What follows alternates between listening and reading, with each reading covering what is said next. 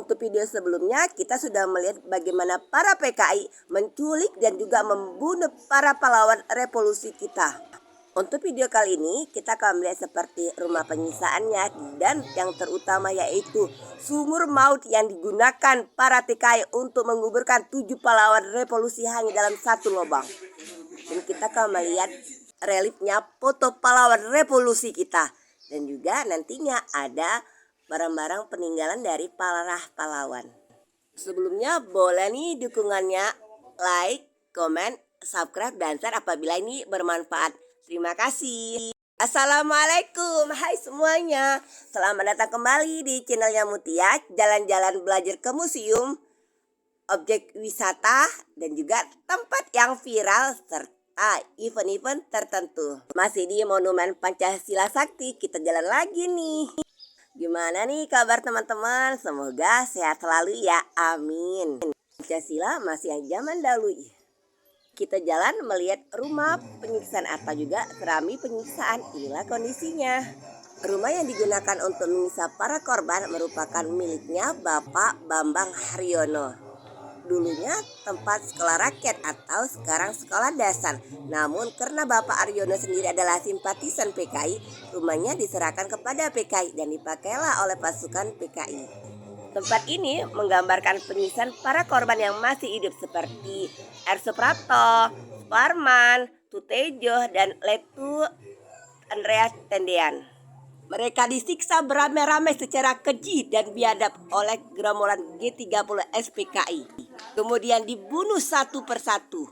Dia tempat sumur mautnya. Jenazah ketujuh perwira tersebut kemudian dimasukkan ke dalam sumur tua dengan kedalaman 12 meter dan berdiameter 75 cm dengan posisi kepala di bawah. Selanjutnya, para PKI menutup sumur tersebut dengan potongan batang pisang, sampah, serta daun-daun kering secara berselang-seling. Dan terakhir, sumur tersebut ditutup dengan tanah di atasnya. Sebagai tipuan, mereka menggali lubang-lubang yang lainnya di sekitar tempat itu, sehingga dapat menyesatkan orang-orang yang akan mencari jenazah ketujuh perwira tersebut. Jenazah diangkat pada tanggal 4 dalam keadaan rusak akibat penganiayaan secara kejam di luar batas kemanusiaan. Dari sumur mautnya kita melihat 7 patung pahlawan revolusi dengan hiasan patung Garuda Pancasila. Yang menunjuk itu yaitu Jenderal Ahmad Yani. Di bawah patungnya ada reliefnya tentang peristiwa G30 SPKI. Di bawah patung tertulis waspada dan mawas diri agar peristiwa semacam ini tidak terulang lagi. Kita jalan lagi nih. Inilah dia cungkup sumur mautnya. Kita jalan ke pos komando. Rumah ini miliknya Bapak Haji Sueb RW 2 Lubang Buaya. Rumah inilah dipakai oleh pimpinan gerakan yaitu Letkol Untung dalam rangka mempersiapkan penculikan terhadap 7 Jenderal TNI Angkatan Darat. Di dalam rumah ini masih terdapat peninggalan barang-barang asli antara lain 3 buah lampu, Petromax, mesin jahit, dan lemari kaca.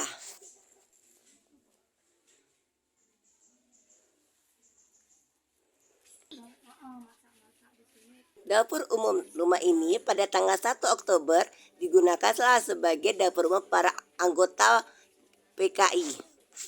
Dari luar ada kursi, masuk ke dalam ada meja, dan ke dalam lagi nih kita akan melihat yaitu ada panjang cukup besar. Kemudian kuali masih menggunakan batu dan juga sisa-sisa genteng aslinya. Mobil truk ini yang digunakan oleh pemberontak G30 SPKI untuk membawa jenazahnya Brigadir TNI DI Panjaitan. Kendaraan tersebut dirampas di sekitar Jalan Iskandar Shah, daerah Blok M Kebayoran Baru. Pada waktu itu kira-kira pukul 4 pagi mobil tersebut berangkat dari kantor atau pol kendaraan Perum Peruri. Setelah sampai di Jalan Iskandar Shah terus dicegat dan diteriaki berhenti oleh orang-orang yang berpakaian lorek dan memakai baret. Sopirnya yang bernama Oman ditodong dengan senjata yang ditembak ke atas sehingga sopir pun menjadi ketakutan dan memberhentikanlah mobilnya. Akhirnya mobil tersebut dirampas dan digunakanlah oleh pemberontak G30 SPKI untuk menculik dan mengangkut jenazahnya DI Panjaitan dari rumahnya di Jalan Ahsanuddin 52 Kebayoran Baru menuju ke daerah Lubang Buaya, Pondok Gede, Jakarta Timur. Mobil truk DG ini merupakan replika kendaraan jemputan PN Artayasa yang sekarang merupakan divisi cetak uang logam Perum Peruri. Naik ke atasnya kita akan melihat yaitu ada dua bangku yang memang digunakan untuk para penumpangnya. Mobil truk Dodge 1961 buatan Amerika Serikat dengan nomor polisinya B2982L. Ada beberapa contoh seperti mobil Ahmad Yani, Bapak Soeharto, dan Panzer Saraken. Sumber semua dari buku panduan dari Monumen Pancasila Sakti. Sampai di sini dulu ya untuk kegiatan kita di Monumen Pancasila. Selamat Hari Pancasila. Sesuai dengan pesan, tetap waspada dan mawas diri agar peristiwa ini semacam ini tidak terulang lagi. Apabila ada kata yang salah, boleh dikoreksi ya. Terima kasih.